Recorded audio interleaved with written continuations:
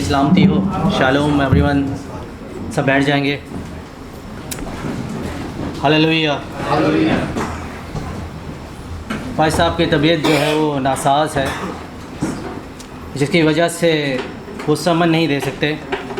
आज हम सब बरकत पाने को है। हालेलुया। अब सब बरकत पाने को है। आज हीलिंग प्रे है। और कौन हीलिंग के लिए आया है? कौन हीलिंग के लिए आया? सारी हीलिंग वास्ते है। Praise the Lord. हालेलुया। मैं यहाँ आया नहीं बल्कि लाया गया, और ये टेस्ट मनी है। जब लास्ट फ्राइडे मैं इधर से निकला तो मेरे जहन में था कि मैं पास्टर जी से बोलूँगा कि नेक्स्ट फ्राइडे जो है मैं कलाम को शेयर करूँगा, लेकिन मैं नहीं बोला। फिर एक दिन गुज़रा, मैं नहीं बोला। मैं जूझ रहा था कि मैं नहीं, बल्कि पास्टर जी ही सरमन जो है वो देंगे। फिर एक दिन पास्टर जी का ख़ुद फ़ोन आया कि मेरी तबीयत ठीक नहीं, सरमन जो है आप दो। तो उस दिन मैंने खुदाउन की शुक्रगुजारी की कि खुदाउन शायद चाहता था कि मैं इस ऑल्टर पे आऊँ। हालेलुया। यहाँ पे आना ये फ़ज़ल का बाइस है। और मैं खुदाउन का शुक्र अदा करता हूँ कि आज जो है खुदाउन यहाँ पे एक नया अद्भुत काम करने को है। हालेलुया। खुदाउन हमें नया करने को है। हालेलुया। खुदाउन हमें दुबाला करने को है। हालेलुया। पास्टर जी ने मुझसे कहा कि हीलिंग है तो हीलिंग का टॉपिक लो। मैं रात को बहुत सारे मौजज़ात पर गौर करता रहा। 1:30 बजे मैं कभी मत्ती खोलता, कभी लूका खोलता, कभी मरकस, कभी यूहन्ना। रात में 1:30 बजे तक मैं ऐसा ही करता रहा। मैंने इंजील मुक़द्दस को बंद किया, 1:30 बजे दुआ की और गहरी नींद सो गया। मुझे नहीं पता था कि क्या होगा, लेकिन मेरे जहन में था कि लाज़र के मौज़े को उठाऊंगा और उस पर बात करेंगे। लेकिन जब मैं सुबह उठा तो लाज़र पलट गया, लाज़र ज़िंदा हो गया, लाज़र चला गया। तो खुदावन ने मुझे कलाम दिया, लूका की अंजील उसका 13वां बाब। ये भाई साहब पहले भी इस सरमन को शेयर कर चुके हैं। उसकी 11वीं आयत, बल्कि हम 10वीं से पढ़ेंगे। लूका की अंजील उसका 13वां बाब, उसकी 10वीं आयत से। जिसके पास कलाम मुक़द्दस हो वो खोल ले। फिर वो सब्बत के दिन किसी इबादत खाने में तालीम देता था, और देखो एक औरत थी जिसको 18 बरस से किसी बदरू के बाइस कमज़ोरी थी। वो कुबड़ी हो गई थी और किसी तरह सीधी ना हो सकती थी। यीशु ने उसे देखकर उसे पास बुलाया और उससे कहा, ऐ औरत, तो अपनी कमज़ोरी से छूट गई है। और उसने उस पर हाथ रखे, उसी दम वो सीधी हो गई और खुदा की तमजीद करने लगी। खुदा उनके पाक कलाम के पढ़े और सुने जाने पर खुदा उनकी बरकत हो। खुदा उन तेरा शुक्र। आइए कुछ पल के लिए अपनी आँखों को बंद करते हैं और खुदा उनके मस्सा को जो है उसकी हजूरी, उसकी मामूरी को मांगते हैं। ज़िंदा और आसमानी खुदाउन, हमने तेरे कलाम से पढ़ा है ज़िंदा और आसमानी खुदाउन, और अबुल फ़ाज तेरा कलाम जो दोधारी तलवार की मानिंद है, जो दिल गुर्दे को छीन लेती है। है खुदाए कदूस खुदाउन, इससे पहले कि हम तेरे कलाम में पढ़े, हम आपकी पाक रूह को दावत देते हैं। हम आपके पाक रूह को चाहते हैं। आप आइए, हमसे बात कीजिए, मेरी ज़ुबान को लीजिए। मैं कोई ऐसा वर्ड या कोई ऐसी बात ना कर पाऊँ जो तेरे मन के खिलाफ हो, बल्कि वही जो तेरी मर्जी के मुताबिक हो। हालेलुया। मांगते हैं कि प्यारे बेटे खुदा यीशु मसीह के वसीला से, आमीन। टेबल में साइड कर। हालेलुया। हीलिंग यानी कि शिफा। शिफा जो है उसके लिए ज़रूरी कुछ प्रिंसिपल्स हैं। शिफा को हासिल करने के लिए उसके लिए ईमान का होना जो है वो बड़ा ज़रूरी है। ईमान के साथ साथ खुदान जब आपके लिए मौजा करे तो आपका भी खुदावन के साथ होना जरूरी है। हालेलुया। आपका भी खुदावन के साथ होना जरूरी है। कोई भी मौजा जो है वो खुदा यीशु मसीह ने किया बगैर इंसान के नहीं किया, इंसान के साथ रहते हुए किया। गौर कीजिए, मिसाल के तौर पर लाजर को खुदा यीशु मसीह ने जिंदा किया। लाजर को सिर्फ दम दिया, कहा कि उठ और बाहर आ। लाजर बंधा हुआ था। इनके कलाम मुकद्दस कहता है कि उसके मुंह में भी रुमाल था, वो भी बंधा हुआ था। जब उसके कानों में आवाज आई मसीहा की, जो जिंदगी देता है, जो जिंदगी अता करता है, जो कहता है मेरे पास आओ मैं तुम्हें जिंदगी दूंगा, उसकी आवाज उसके कानों में आई और उसकी सांस बहाल हो गई। हालेलुया। और वो बंधा हुआ था और बंधे होने के साथ साथ वो चम करता हुआ जो है वो कब्र से बाहर आता है। लेकिन उससे पहले कब्र का जो पत्थर है वो हटा दिया गया। कब्र का जो पत्थर है हटा दिया गया। लाजर को खुद बाहर आना था, लाजर को खुद बाहर आना था। इसी तरह कलाम भी बयान करता है कि कोई भी मौजज़ा बगैर इंसान के नहीं होता, कोई भी मौजज़ा बगैर इंसान के नहीं होता। इसे आप फिर इसे यूं भी कह सकते हैं कि यीशु इंसान के बनाए बगैर जो है मौजज़ा नहीं करता, और मौजज़े के बगैर इंसान बहाल नहीं होता, इंसान बहाल नहीं होता। इसलिए जरूरी है, अगर तो आज आप हील होना चाहते हैं, आज आप अंदरूनी और रूहानी तौर पर जो है वो हील होना चाहते हैं, तो जरूरी है ईमान को अपने अंदर रखना, ईमान को अपने अंदर जगा देना। तभी आप हील हो सकते हो, तभी आप आजाद हो सकते हो, तभी आप जो है वो रिहाई पा सकते हो। बगैर आपके ईमान के, या तो यहाँ पास्टर फाद हो, मैं बोलता हूँ कि पास्टर फाद के अलावा बैनी हिंद भी हो, या कोई भी पास्टर जिसे आप समझते हैं कि उसके वसीला से शायद जो है रिहाई हो, तो भी आपको रिहा नहीं कर पाएगा, क्योंकि आपके अंदर वैसा ईमान होना चाहिए, आपके अंदर शिफा का वैसा जज्बा होना चाहिए। मैं जब रात को इस कुपड़ी औरत के मौजे की तरफ निगाह की तो मैंने इसे छोड़ दिया, लेकिन जब सुबह उठा तो इसने मुझे एक अजीब सी जो है वो बेचैनी सी दे दी।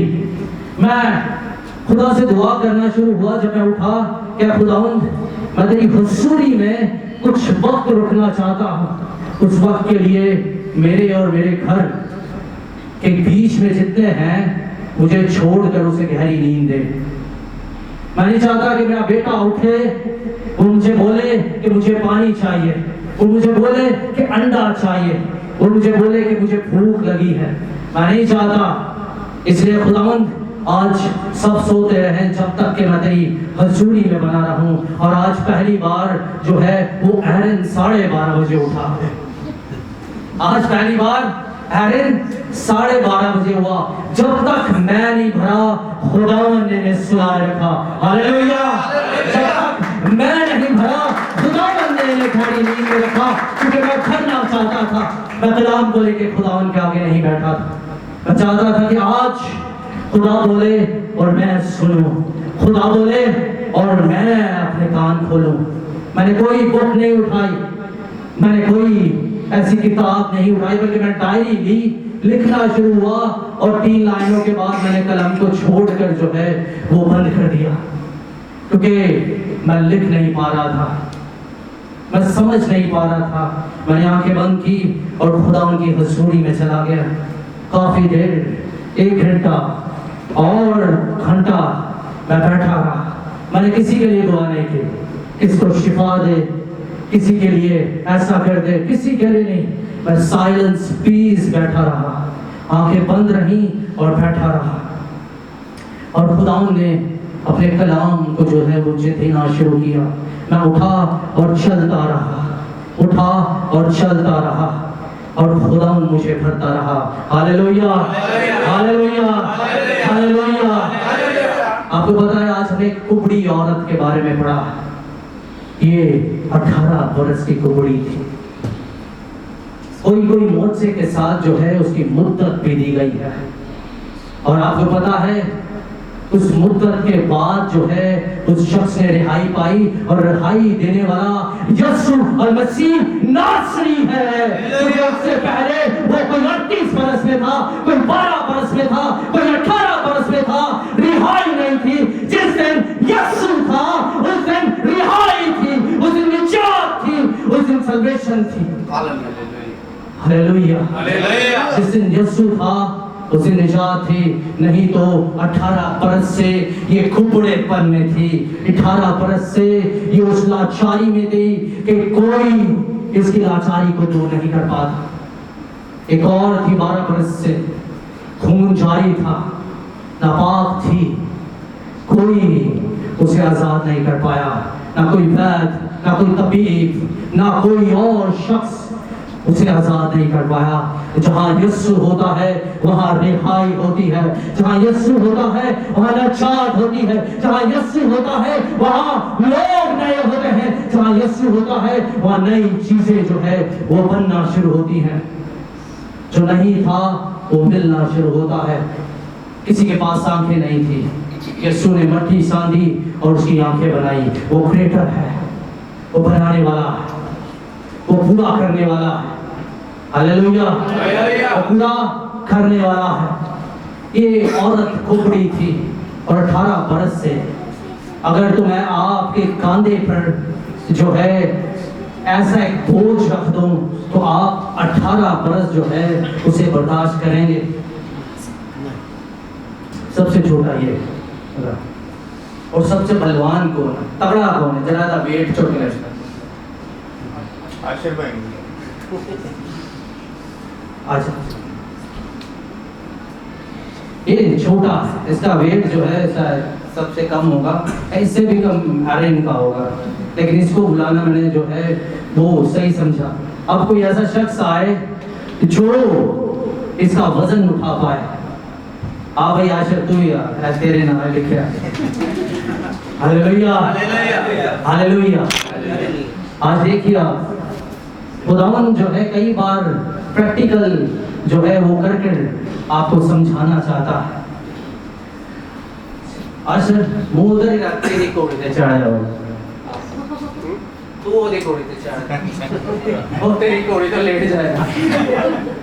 आज जना है, इस बोझ को उठाते हुए फिर भी वो झुका हुआ है, इस बोझ को उठाते हुए फिर भी वो झुका हुआ है। अब अगर मैं 15 मिनट इसको और रखूंगा तो आसर की टांगे भी जो है वो काम बना शुरू होगा, और 1 घंटा और रखूंगा तो आसर घुटनों के बल आएगा, और अगर मैं इसे और 1 घंटा रखूं तो आसर कहेगा यासर भाई छोड़ो मैनू लेटन दो, छोड़ो मैनू लेटन दो, मैं नहीं बर्दाश्त कर पाऊंगा। सुनो, ये वजन जो है ये आपके सबके कांधों पर है, जिसे आप अपने जवानी के अयाम से लेकर जो है वो बर्दाश्त कर रहे हो। ये वजन जो है, इस वजन का नाम जो है अबलीसी बदू है, जो उस दिन उस औरत पे 18 बरस थी और आप पे ऊपर ना जाने कितने बरस से है। इस अबलीसी कुव्वत का नाम है कर्जा, इस अबलीसी कुव्वत का नाम है शहवत परस्ती, इस कुव्वत का नाम है झूठ, इस अबलीसी कुव्वत का नाम है क्या आप जानते हो आप पे किसकी तासीर है? आप जानते हो कि आप किस तासीर में छकड़े हो? आप जानते हो किसने आपको छिड़क रखा है, किसने आपको रोक रखा है? गौर कीजिए, उसने आशर को इस तरह पकड़ा है कि आहिस्ता आहिस्ता इसकी ग्रिप जो है आशर की गर्दन पर है और वो सांस नहीं ले पा रहा। मैंने उसे नहीं बोला, उसे इस तरह पकड़ा है कि आशर की जो है सांस जो है उसे दबा कर रखी है। उसने क्या किया है? आशा की सांस को दबा के रखा है और जो नहीं उतरेगा तो आज से सांस लेता जाएगा। हालेलुया। ये वो नस है जो शराब की है, ये वो नस है जो नशे की है, ये वो नस है जो सिगरेट पीता है, ये वो नस है जो आपको छोड़ने के तैयार नहीं, ये आपके साथ जो है आपके जवानी के अय्याम से चिपकी है, वो आपको नहीं छोड़ना चाहती। यहाँ तुसी छड़वाना नहीं चाहते, तुसी इन्हें पालन दे, तुसी इन्हें की कर रहे हो। अच्छा एक किवें बदेगी, मैं दसा किवें बदेगी, तुसी सिगरेट पियो इन्हें लगेगी, ए वजनी होएगा, तुसी कमजोर होगे, बीमारी तुहाडे च आएगी, ए बढ़ेगा। ऐसा ही है, ऐसा ही है। इसको शराब दो, ये कमजोर होगा जिसने इसका वजन उठाया है, और ये बढ़ता जाएगा। ये क्या होगा? ये बढ़ता जाएगा। और अगर तूने छुटकारा हासिल नहीं किया, अगर तूने इससे अपने आप को छुटाया नहीं, तो एक दिन ऐसा होगा कि तू चारपाई पे होगा और ये तुझे छोड़ कर निकल जाएगा।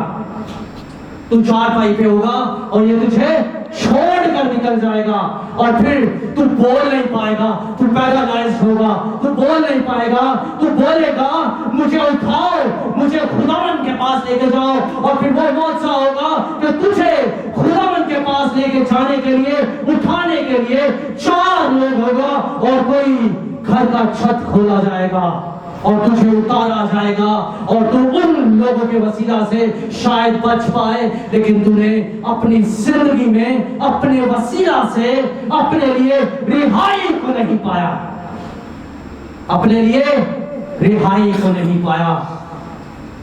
पसीने ਇਹਦੇ भी छोटे हैं, पसीने ਇਹਦੇ भी छोटे दे पहने, लेकिन आपको दिखाने का मतलब है आपको रिहाई पानी है, तो आपको छुटकारा पाना है, तो आपको इस बंधन को खोलने के लिए ऐसी जगह पे मौजूद होना पड़ेगा जहां पर यीशु हो, ऐसे लोगों के बीच में होना पड़ेगा जहां पे यीशु रिहाई देने के लिए मौजूद हो। ये औरत 18 बरस के बाद इबादत खाने में थी, और इबादत खाने में यीशु मौजूद था। Hallelujah, hallelujah. इबादत खाने में यीशु मौजूद था। उस दिन ये नहीं जानती थी कि आज ऐसी दिन हो जाएगी, आज आजाद हो जाएगी, उतर जाएगा। कौन क्या? हालेलुया। आज क्या? आजाद होंगी, आज ये आजाद होने को।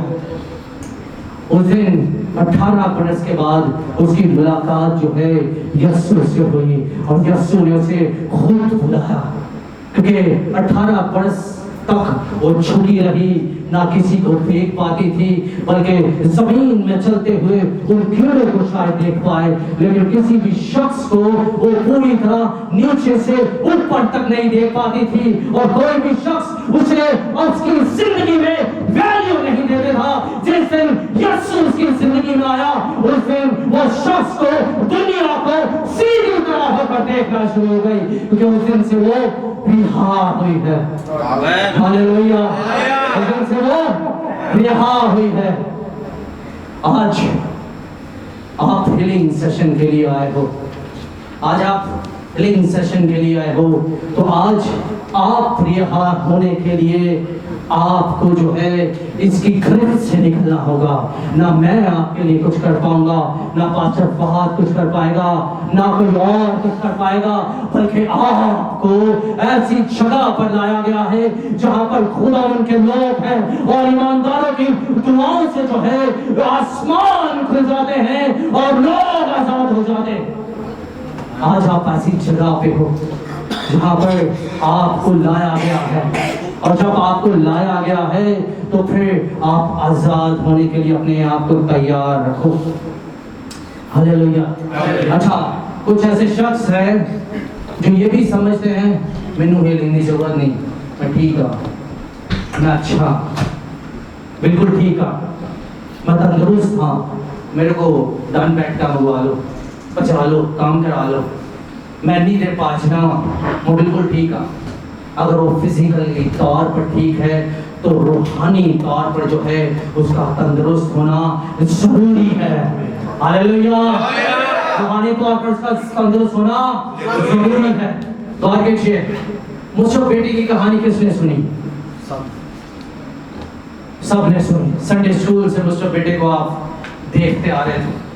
वो जब मैं उसकी कहानी पे गौर कर रहा था, बैठा ही बैठा, तो वो एक ऐसा शख्स था जिसके पास अपना कुछ नहीं था, जिसके पास अपना कुछ नहीं था।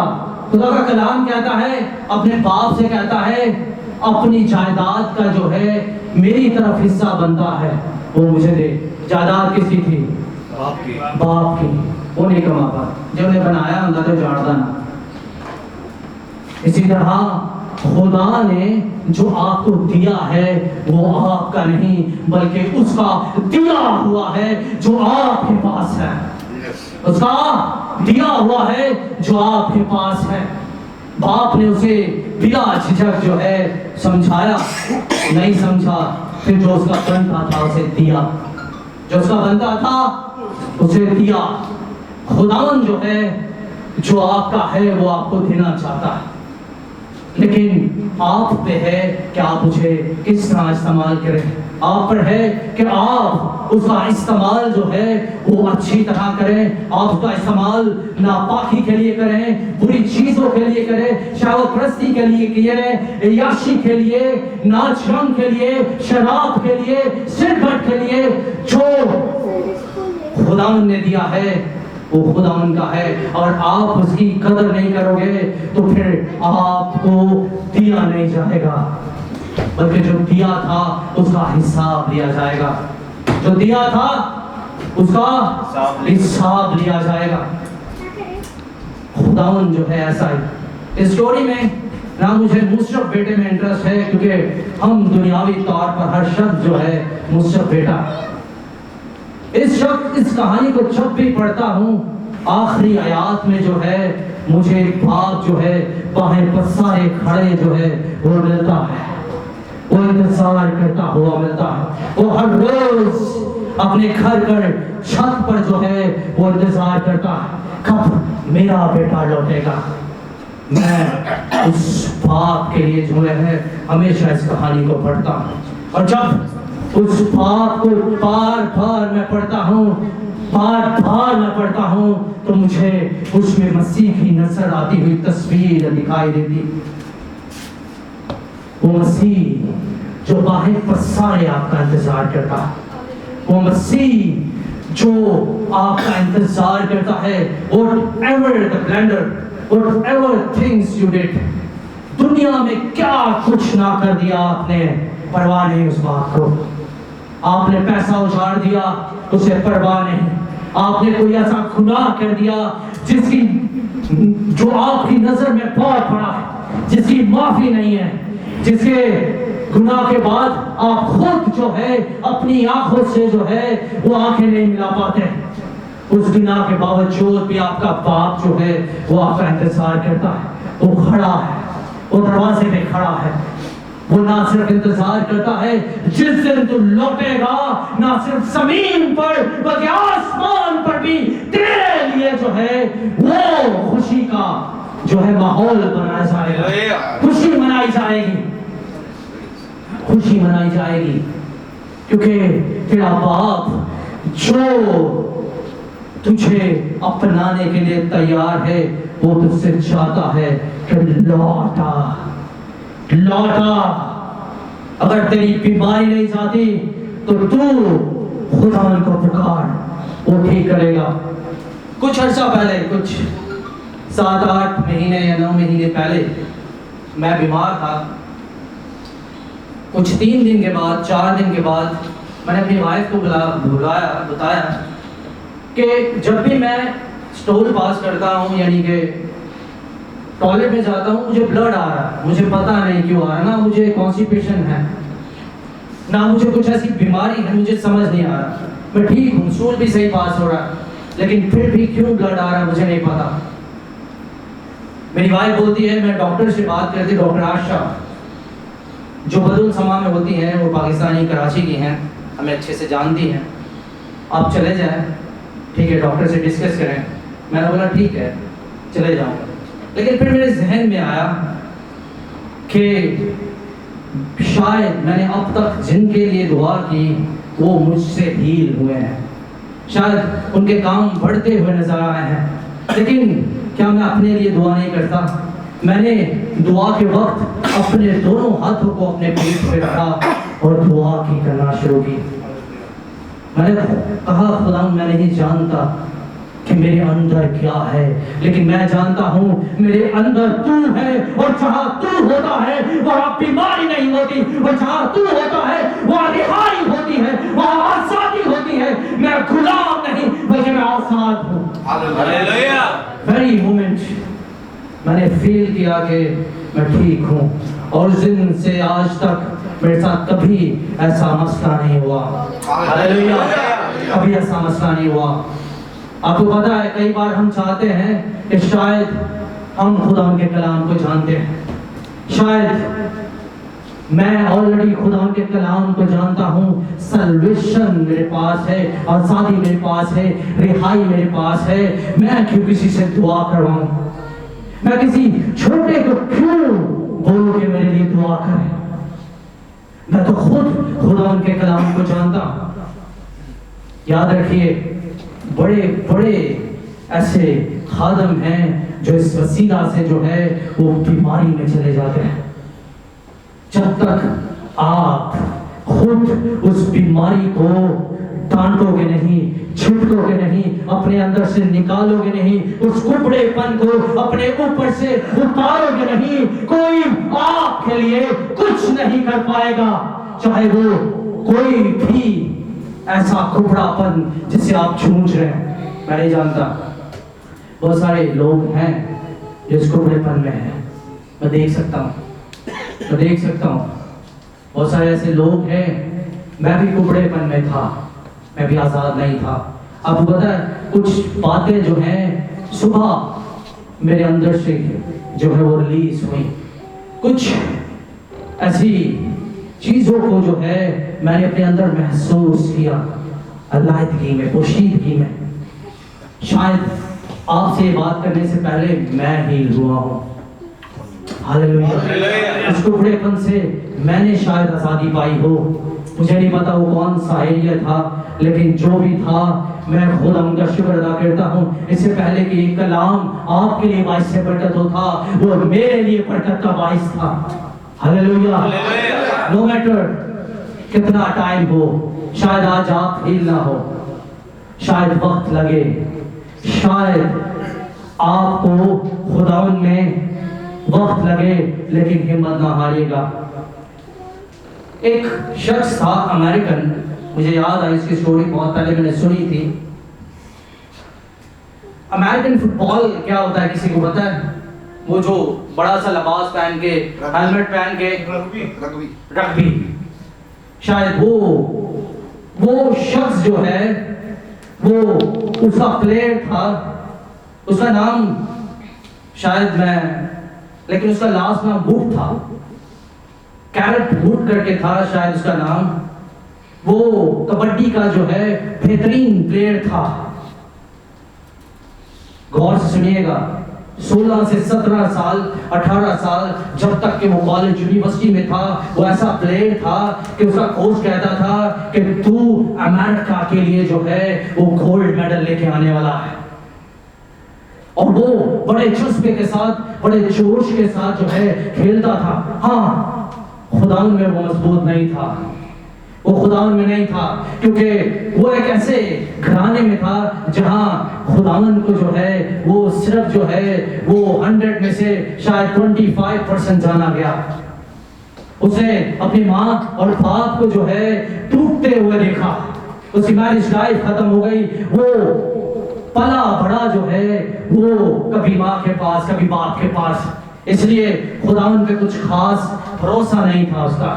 लेकिन वो ऐसा प्लेयर था, जब मैदान में उतरता था तो वो ना दाएं देखता था ना बाएं देखता था। उसका फोकस जो है, उसका फोकस गोल की तरफ था कि जहां पर उसे जाकर बॉल को मारना। वो शख्स जिसके बारे में उसका कोच कहता था कि जब भी तू सिलेक्ट होगा तो गोल्ड मेडल लेके आएगा, तेरे जैसा प्लेयर आज तक मैंने ट्रेन नहीं किया। लेकिन तू बाय बिल्ट प्लेयर है, तेरे अंदर है। और इस जो है खेल को खेलने के लिए 18, 16, 17, 19 साल की एज लिमिट है, जब आप दौड़ सकते हो, तेजी से दौड़ सकते हो, चोट को बर्दाश्त कर सकते हो, अपने शोल्डर से किसी दूसरे को गिरा सकते हो, भाग सकते हो और जाकर गोल कर सकते हो। उसके लिए आपका फुर्तीला होना और चुस्त होना, जवान होना बड़ा जरूरी था। वक्त गुजरा, इसका सिलेक्शन नहीं हुआ, किसी ने नहीं बुलाया। फिर आहिस्ता आहिस्ता 23-24 साल का पहुंचा तो एक ऐसी लड़की के साथ जो है इसकी मुलाकात हुई जो खुदावन में थी। उसने उससे कहा, उसकी शादी की एक ही थी। वो बोलती है कि तू मुझे अच्छा तो लगता है, लेकिन शर्त यह है कि अगर तू मेरे साथ मसीह को कबूल कर ले। वो कहता है कि मेरे माँ बाप क्रिश्चियन थे, कुछ नहीं हुआ, मसीह ने कुछ नहीं किया, वो टूट गए, खत्म हो गए, मसीह ने कुछ नहीं किया। लेकिन वो कहती है कि शायद उन्होंने मसीह को जाना नहीं, इसलिए सब कुछ टूट गया। क्योंकि अबलीस जो है वो तोड़ता है, अबलीस जो है बिखेरता है, अबलीस जो है फाड़ता है, खाता है। शायद उन्होंने मसीह को नहीं जाना, मसीह बनाता है, इज अ क्रिएटर। वो छोड़ता है, वो नया करता है, वो एकदम नया करता है। उसने कहा ठीक है, मैं तेरे साथ प्रैक्टिस करूंगा, मैं तेरे साथ जो है मिलकर दुआ में ठहरूंगा, मैं तेरे साथ रहूंगा। और आहिस्ता आहिस्ता वो दुआ में ठहरना शुरू हुआ। और दुआ में ठहरते ठहरते वो खेलना, उसका पेशेंस था, वो खेलता था, उसका जज्बा था, वो एक्साइटेड रहता था खेलने के लिए। आप गौर कीजिए, वो शख्स जो है जब अपनी बीवी के साथ जुड़ा तो उसे कॉल आया कि क्या आप जो है अमेरिकन की टीम्स में खेलना चाहते हो, क्या आप आना चाहते हो, क्या आप ट्रायल के तौर पे आते हो। He was very happy कि जो 26 में नहीं हुआ, जो 16 में नहीं हुआ, जो 17 में नहीं हुआ, 19 में मैं खुदावन के साथ जुड़ते ही होना शुरू हुआ। और फिर उसे कॉल किया गया, जिन 24 से उन्होंने कॉल किया और 3 साल गुजर गए। वो फाइन प्लेयर्स के साथ, यानी कि सेकंड टीम में था, टीम ए और बी, यानी कि जिस टीम में वो था, अगर तो किसी मेन प्लेयर को चोट लग जाए तो वो बाहर आता था, या फिर उसको मौका देना पड़ता था, या फिर उससे भी पहले जो सीनियर थे उन्हें मौका दिया जाता था। इसी तरह जब वो 29 साल की एज पे पहुंचा तो एक दिन जो है वो कप का मैच था। उस दिन ये शख्स जो है बैठा हुआ वो मैच देखता हुआ दुआ करता रहा कि आज खुदावंद आखिरी मैच है, आज आखिरी मैच है, आज मैं अगर इस ग्राउंड में नहीं उतरूंगा तो मुझे नहीं पता कि मैं आगे कैसे कर पाऊंगा। ये बैठा इंतजार करता रहा। इतने में जो उस टीम का मेन प्लेयर था उसकी टांग टूट गई, उसकी टांग टूट गई। याद रखिए, कई बार खुदावंद ऐसा काम करता है जो आपकी समझ से बाहर ना हो। मैं नहीं आना चाहता था। जिस दिन बिलीव कीजिए पास्टर ने मुझे कॉल किया, the very second day pastor से वापस मेरी बात हुई। पास्टर कहते मैं तो बहुत अच्छा हूँ, रिपोर्ट में मेरी ठीक आई है। मैं नहीं आना चाहता था प्रोफेट पे, मैं नहीं आना चाहता था। आपको पता है जाति जूलियत को किसने खड़ा किया? खुदावन ने, ताकि दाऊद उसे मार कर जो है खुदावन का झंडा जो है कौम फलस्तीन के सामने खड़ा करे। कई बार खुदावन जो है वो ऐसे काम करता है, ऐसे हालात पैदा करता है कि आपको उतरना पड़ता है, आपको वो लिबास लेना पड़ता है, आपको पहनना पड़ता है जो आप पहनना नहीं चाहते, आपको निकलना पड़ता है अगर आप निकलना नहीं चाहते। उस दिन उस शख्स की टांग टूटी, इसको जो है चांस दिया गया अब ये बड़े जोश के साथ मैदान में उतरता है।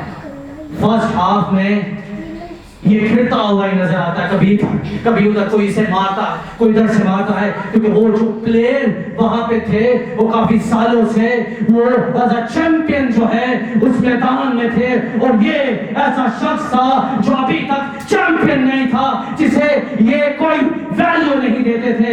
और जब सेकंड टाइम जो है, सेकंड हाफ शुरू हुआ, इसके कोच ने इसे फोन किया। इसके कोच ने इसे कहा, तू हर बार कहता है कि मेरा खुदावंद जो है वो बड़ा खुदावंद है, तेरा कोच, उसका कोच इसे कहता है, तू हर बार अपने खुदावंद की बड़ी सिफ्त करता है, प्रेज करता है, तू हर वक्त जो है खुदावंद के लिए अपने आप को तैयार करता है, तो आज वक्त है कि तू खुदावंद को पुकार, तू मैदान में है, खुदावंद को पुकार। इसने बॉल छोड़ी और उसी वक्त जो है आंखें बंद करके खुदावंद को पुकारा कि तू जोर मेरा है, तू जोर हमारा है, फतह का नारा है, हालेलुया, तू जोर हमारा है, फतह का नारा है, तेरे दर पर हूं, मुझे रिहाई दे, फतह याबी दे।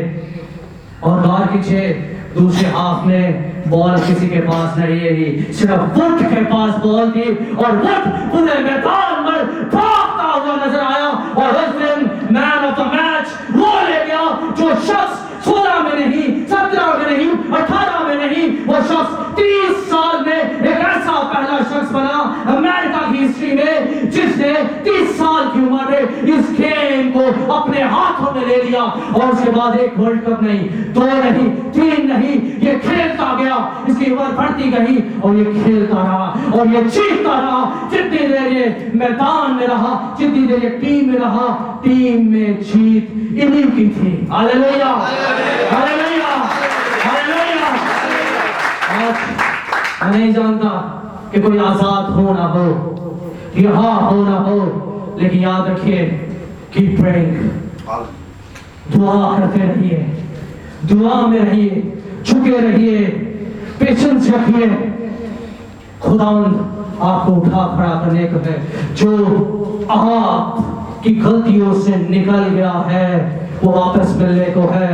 मुझे बेटे ने वापस आकर नहीं कमाया, मुझे बेटे ने वापस आकर नहीं कमाया, उसे जो बाप से मिला था, जो उसे उड़ा दिया था, वो वापस आता है, वापस उसे अच्छी पोशाक मिलती है। पहले क्या मिलती है? पोशाक मिलती है, फिर क्या मिलता है? रिंग मिलता है, अच्छी जूती मिलती है, उसे ले जाया जाता है, तैयार किया जाता है।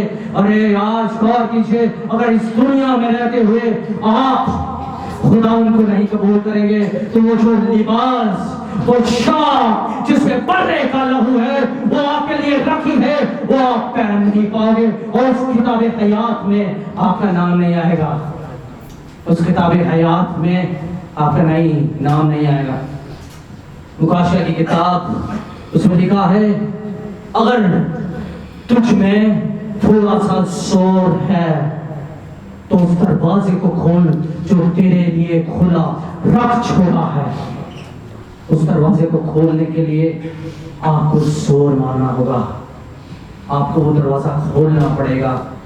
आपको वो बंधन जो आपकी कमर पर है, उस कपड़ी औरत की माने काफी सालों से, वो आपको जो है वो खोलने होंगे, और उसको खोलने के लिए यीशु आपके साथ है।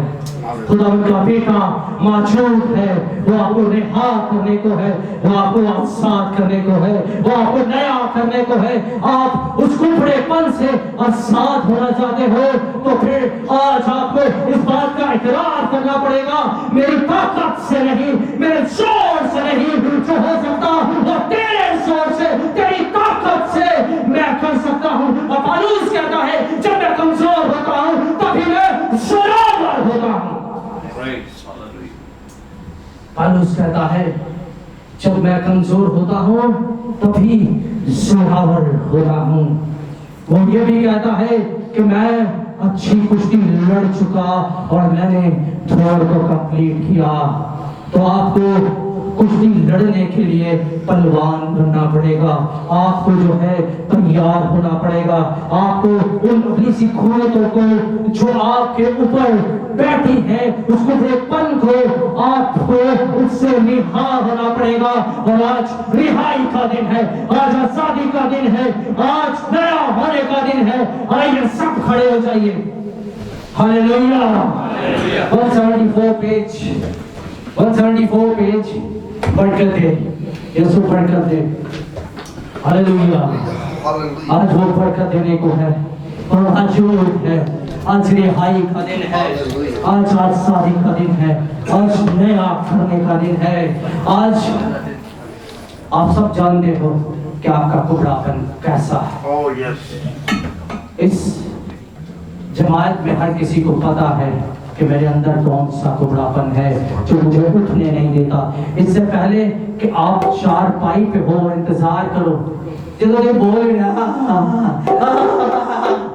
बोल भी नहीं पाओगे है, थोड़ी आवाज भी कोई नहीं समझ पाएगा। और सब पहला आजादी थोड़ी है, रिहाई थोड़ी है, आजादी थोड़ी है, रिहाई भी थोड़ी है। फिर आंखें बंद कीजिए, हाथों को बुलंद कीजिए। हालेलुया। पास्टर जी जोर से बात नहीं कर सकते, लेकिन उनको माइक दो और उसका स्पीकर जो है, उसका वॉल्यूम जो है वो हाई कर दीजिएगा। भाई अल्बर्ट, एक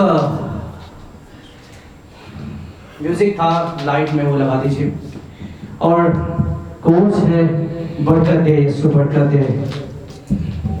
हालेलुया। इनकी एक लाइन बड़ी, इसकी सारी लाइनें अच्छी हैं। मेरे मर्ज का शाफी है, तेरा फजल ही काफी है। मेरे मर्ज का शाफी